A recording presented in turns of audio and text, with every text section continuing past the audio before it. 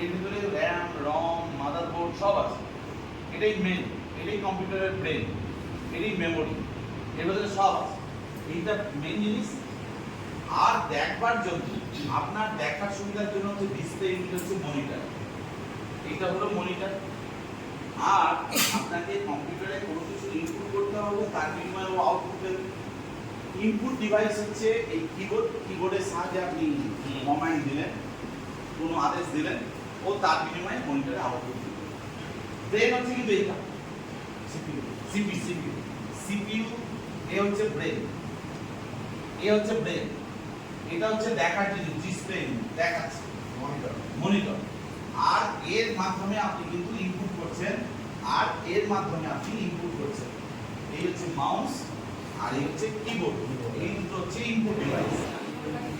এটাকে হবে, এটাকে করে দেবেন। ভালো হচ্ছে না? দেখেছি